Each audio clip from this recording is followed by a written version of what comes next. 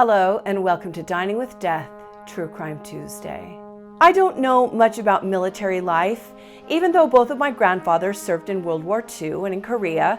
My uncle and my father both served during the Vietnam War, but it isn't something any of them talk about much. My grandpa Lampman, who fought in hand-to-hand combat in Japan, wouldn't talk about the war at all. He was a very gentle man who was scarred from the war. The other men in my family served because it was their duty at the time. But even with all their experience, it didn't much affect me, and I just don't know much about it because their service was sometimes traumatic or just something they chose not to speak about.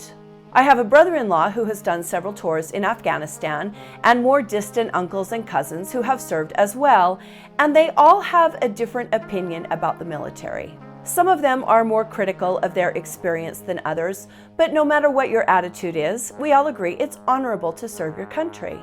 It's never easy, and I imagine it's especially difficult, or at least brings some separate challenges for women. And of those women, I would imagine women of color have an even more singular experience. Those women must really have to prove themselves in order to be taken seriously. And today we are speaking of a woman who not only proved herself, but rose through the ranks to become a decorated officer. This is the case of Shirley Gibbs Russell, the murdered Marine. Let's get into it.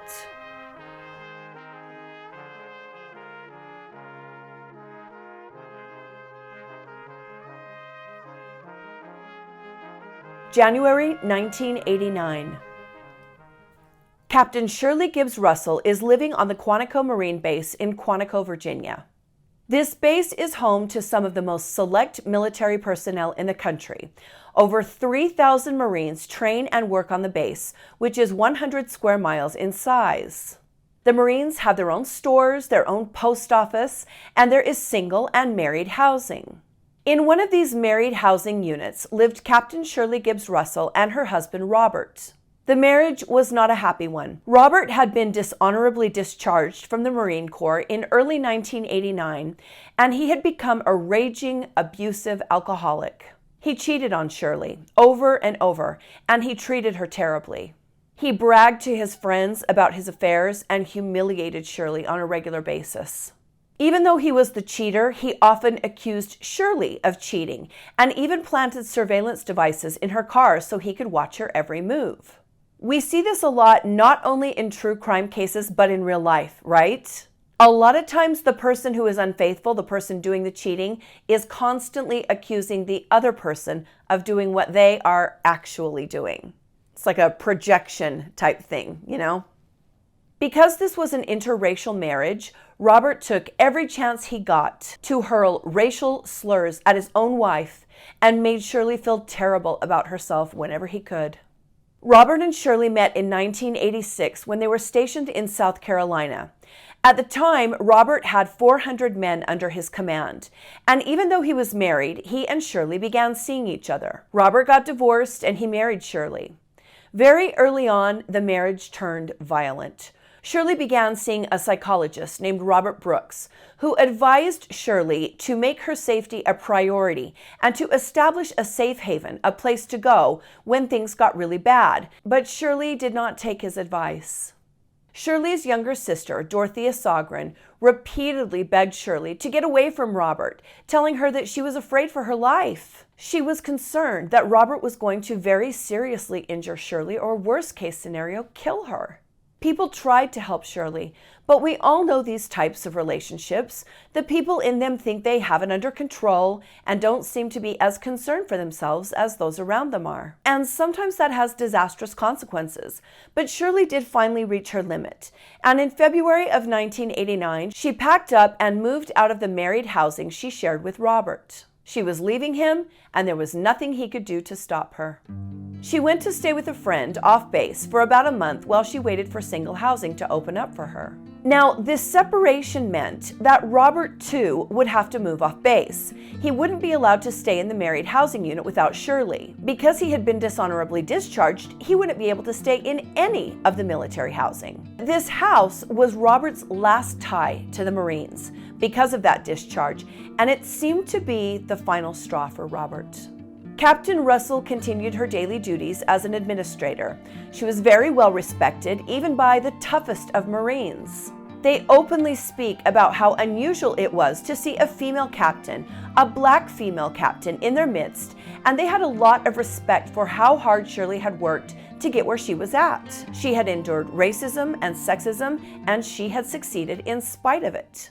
People who worked in the office with Shirley knew that she was in a bad marriage. They often heard her arguing on the phone with Robert. And one of the officers, a man named Lieutenant Colonel Hodges, who describes himself as a big brother figure, said they were all very concerned for Shirley. On Thursday, March 2nd, 1989, Shirley requested leave from work. She said she needed a couple of days to clean her married housing unit before turning it over to someone else, and that she needed some time to see her attorney and finalize her divorce. Shirley would never get the chance to complete either of those tasks.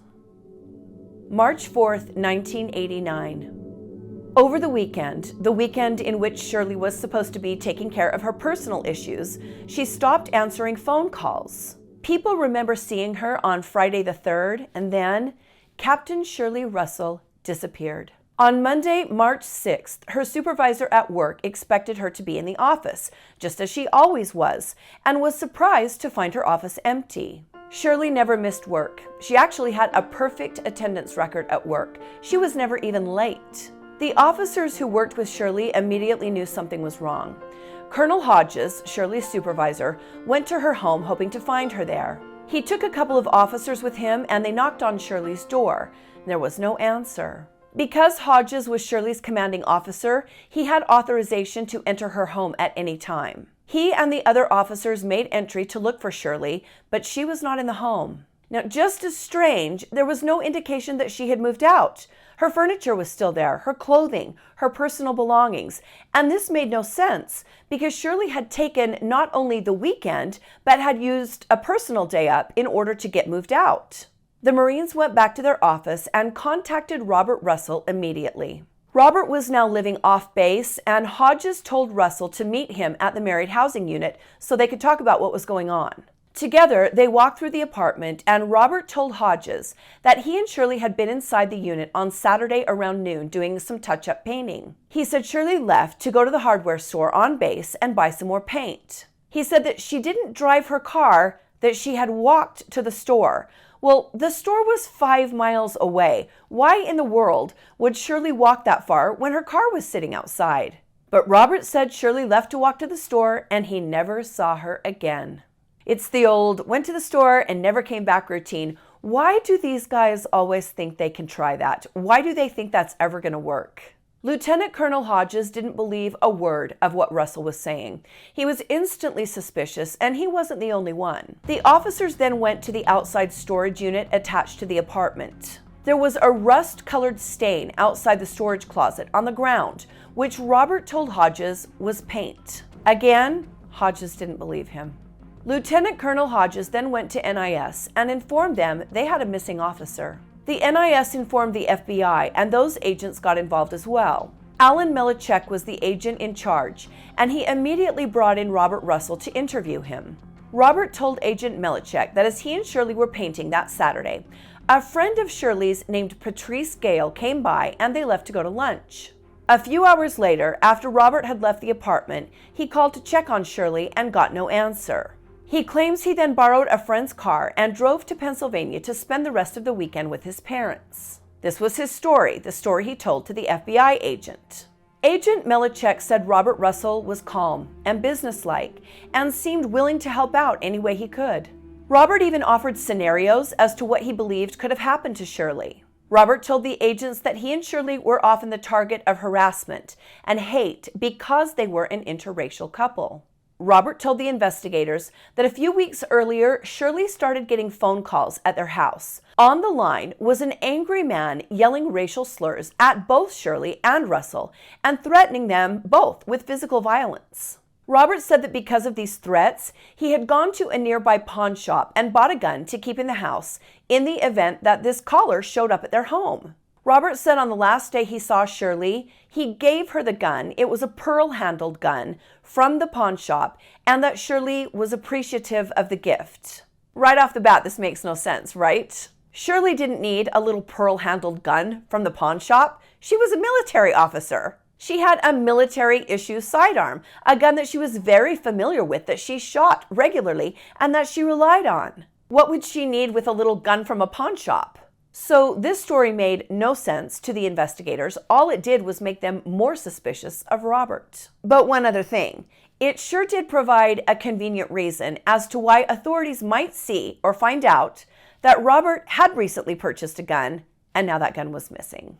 The agents then went to find the friend Robert reported had gone to lunch with Shirley, Patrice Gale. When the agents interviewed Patrice, she told them they hadn't gone to lunch. She said she had pulled up to the house to pick Shirley up, and Robert came outside to her car. He leaned in the window and told her that Shirley had gone for paint, and she wasn't even at the apartment. This was very odd to Patrice. She had just talked to Shirley, and Shirley told her, "Come and pick me up, let's go get something to eat." Patrice had seen Shirley the day before because she went with Shirley to the attorney's office to finalize the divorce papers, the papers that Shirley planned to present to Robert on Saturday when they met to touch up the paint.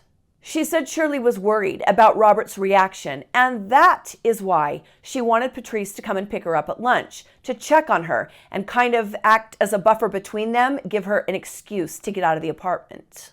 The agents then went to Shirley's new home in the single housing unit. No one had seen Shirley for several days. Investigators then began questioning the neighbors around the married housing unit. One of them said that she had seen a blue station wagon backed up to the shed on Saturday and that was unusual. She said she saw that around 5 o'clock on Saturday afternoon.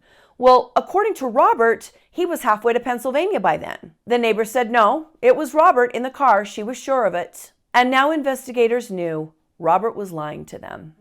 An FBI agent in Pennsylvania was then tasked with contacting Robert Russell's parents, the ones he had said he was going to visit. This agent found out that Russell arrived in Pennsylvania alone late on Saturday night and had stayed with his family through Sunday. As the investigation went on, word got to the media that a Marine, an officer, was missing. It was on the news and in the paper, and leads began to pour into the surrounding police departments. A store clerk in York, Pennsylvania, saw one of those news reports and he called the FBI. This clerk told the FBI that a woman he thought was Shirley had been in the store. He said she produced a military ID card, and then the clerk told the FBI that the woman had paid with a check. Remember when we used to write checks, pieces of paper, to pay for things? Wasn't that wild? The agents went through all the checks from that day. None of them were written by Shirley Gibbs Russell. It wasn't her. But I bring this up as an example of what the police were dealing with. Story after story like this came into the police department, and they had to investigate every single report. While some investigators were looking into reports of sightings of Shirley, other agents were talking to people who knew Shirley. Each time they talked to people who knew Shirley, the story was the same. She was well liked, she was highly respected, she was stable, she was reliable, and she would never, ever abandon her post and go AWOL. At this point, the search intensified. First dozens and then hundreds of Marines were looking for their fellow soldier. They brought in troops from surrounding bases. They brought in local police and volunteers and helicopters and search and rescue teams, and they covered the entire county with a fine-tooth comb. Hundreds of acres of dense woods around the base were searched repeatedly. These Marines knew the woods well because that's where they trained. They knew the forest was thick and it would be easy to hide there or hide a body there, and they made every effort to ensure that every possible spot, every potential hiding place was looked at. The intensive air and ground search covered more than 2,000 acres between St. Clair and Mahoney City and was classified as a high priority assignment by the overseeing FBI agent Thomas Kimmel. Most of the people involved believed that Robert Russell knew more than he was letting on, and Robert Russell was asked to undergo a polygraph examination. He answered dozens of questions for 3 hours, and the exam was then repeated twice. Each time, Robert Russell failed the test miserably. Now, you know what I think about lie detector tests. They're not reliable, but this is one of those cases that makes you go, Robert Russell was very smug. He had this air of confidence about him. He agreed to be fingerprinted. He remained calm. He seemed confident and unfazed. He acted as though he didn't have a care in the world. The FBI begins to dive into Robert Russell's personal life. They learned he had 2 children with his first wife, who he abandoned on Christmas Day. Could this guy get any worse? Could he be a bigger piece of shit? Christmas Day? Seriously? Investigators learned about the affair with Shirley, and they learned that Shirley had been transferred to Quantico shortly after it began. Then they found out about the dishonorable discharge. Robert had been a captain, a commander. In February of 1988, Robert was charged with dereliction of duty and defrauding the government, and he was kicked out of the military. He was actually escorted off the base and banned from returning. I couldn't find details on exactly what he had done, but it must have been pretty serious. So he followed Shirley to Quantico and took a job as a high school teacher, and then he started to drink. The abuse got worse, and that's when the marriage ended. The psychologist that Shirley had been seeking counsel from told investigating agents that Robert Russell had a personality disorder and that he could not stand the fact that his wife, who he looked down on because she was a woman and because she was a black woman, had risen to the rank of captain and was succeeding in her military career where he had failed miserably. The psychologist said that Robert's drinking was further proof of his anger and his obsession with putting his wife back in her place. When Shirley Russell moved out, it was more than Robert Russell could handle. He sounds like a little teeny tiny guy, right? Little tiny thing. He sounds like one of those guys that women and men alike don't like.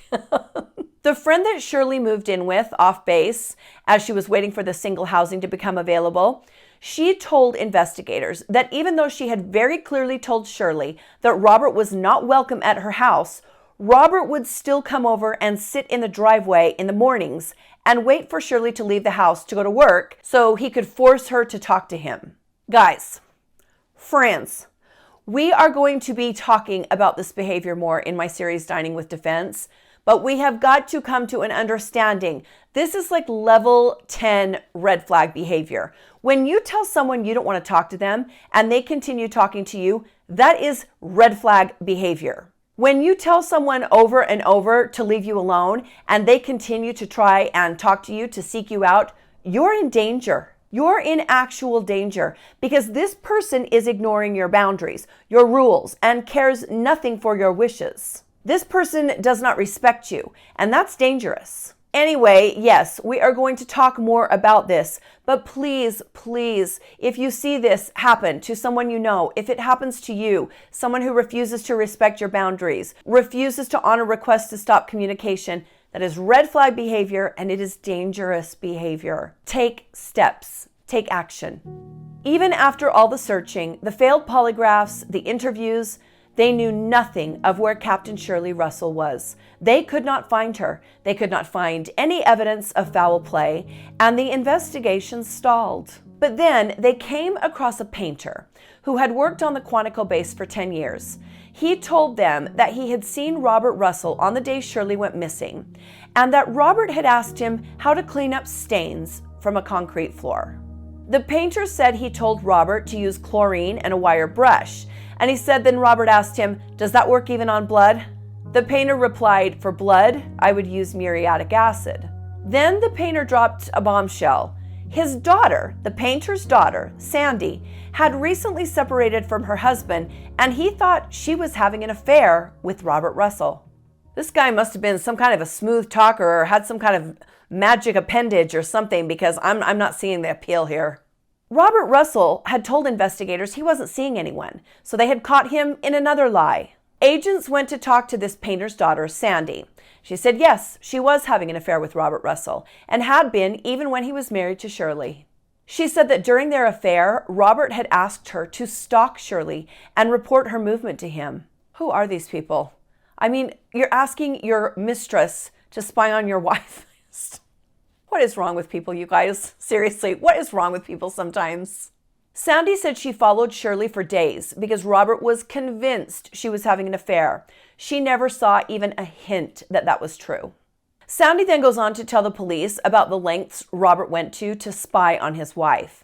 She said he put a listening device and a recorder in her car. He asked other soldiers to spy on her. It was actually Sandy's car that Russell had borrowed to go to Pennsylvania in. Well, Russell had a pickup truck. Why did he need Sandy's car? Maybe because he didn't want people to see in the open bed of his truck what he had with him?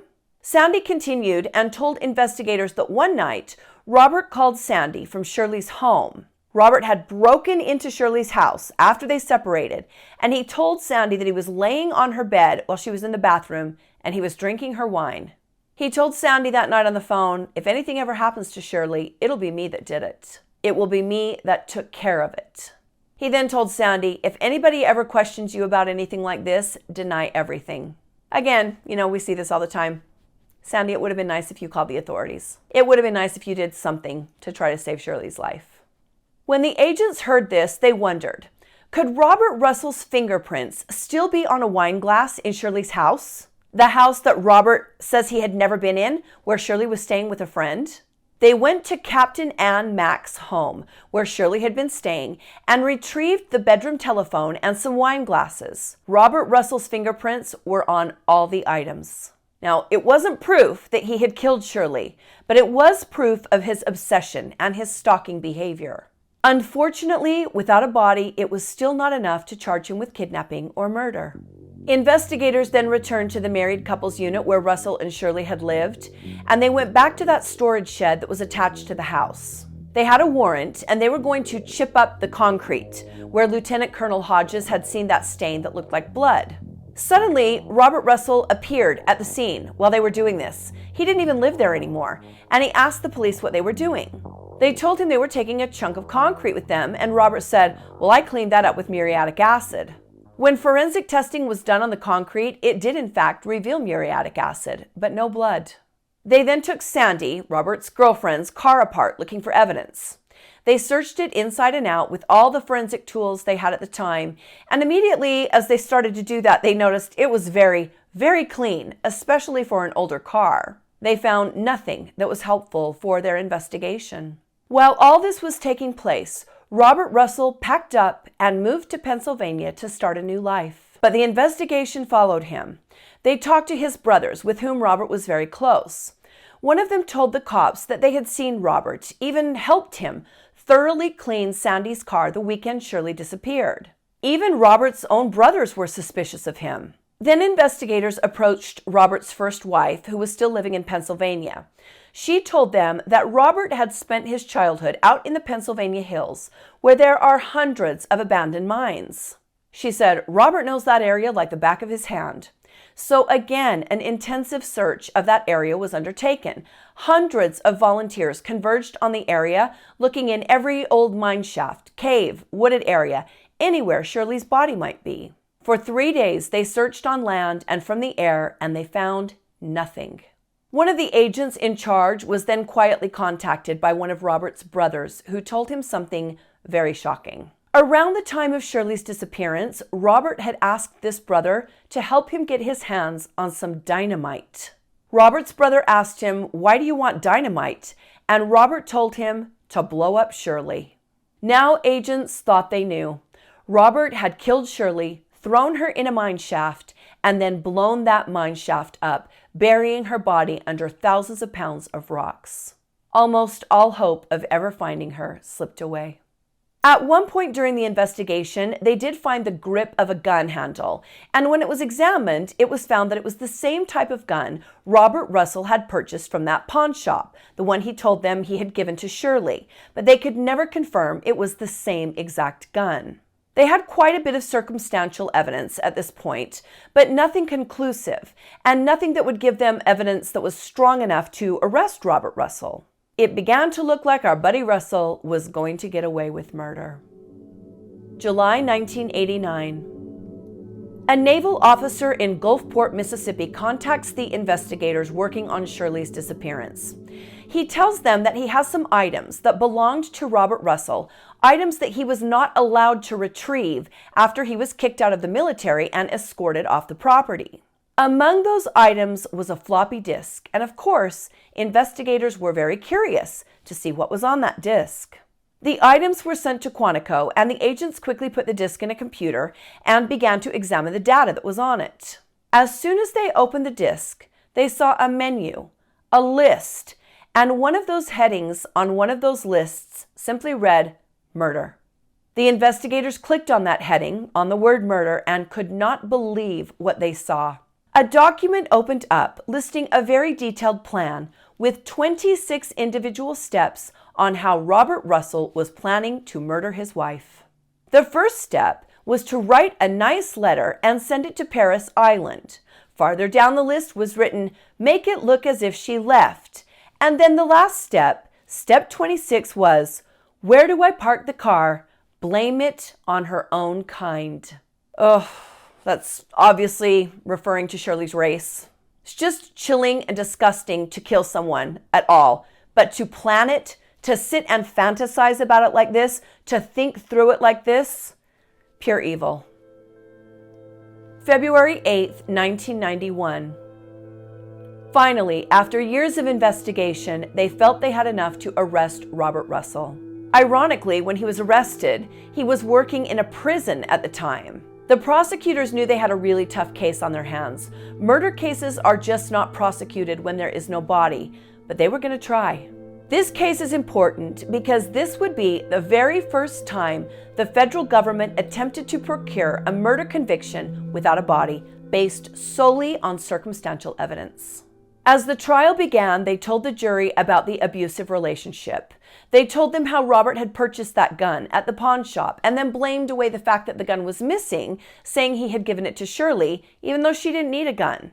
The prosecutors told the jury that Shirley planned to give Robert the divorce papers that Saturday when they had planned to paint the apartment, and that Robert had refused to sign them, that Shirley had gone to the storage shed attached to the apartment. Robert had followed her in there, shot her, wrapped her up, and locked her body inside the storage unit. Then he went to get his girlfriend's car, but not before backing up his own pickup truck to the shed in order to block it from anyone going inside. They actually brought in a neighbor that testified she had seen Robert's truck backed up to the storage shed, really, really close, on the lawn. They said Robert had to wait for nightfall, so he explained to Shirley's friend that she had gone to get paint. They claim all the while Shirley was already dead in the storage unit. Robert waited until it was dark. He came back with Sandy's car. He loaded Shirley's body into it, drove to Pennsylvania, and went into the hills, threw Shirley down a mine shaft, and then used the dynamite he had procured to blow that mine shaft close, forever sealing Shirley inside. What might have been the most compelling was the testimony given by Pam McPhail, Robert Russell's first wife. She sat on the witness stand and told the jury, "He said there were bog holes at the bottom of mine shafts, and he told me if he ever wanted to get rid of me, nobody would ever find me." The trial lasted for several weeks, and the prosecution held its breath, knowing a conviction without a body was a very, very long shot. But on May 3rd, 1991, the jury returned with their verdict. Robert Russell was guilty of the murder of Captain Shirley Gibbs Russell. Robert Peter Russell was sentenced to life in prison, and there is no parole in the federal system. For the first time in American history, a first-degree murder conviction had been handed down despite not having a body as evidence. Of course, from time to time, people come forward saying they've seen Shirley, but they haven't. Shirley is dead. She was a devoted, loyal military officer who honored her position and respected her career, and she would never, ever have gone AWOL. She would never have abandoned her post. Shirley Russell lost her life at the hands of an evil man who decided that once he could no longer control her, abuse her, and run her life, she would lose that life.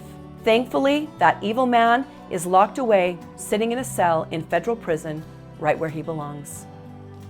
Thank you for joining me today on Dining with Death, True Crime Tuesday.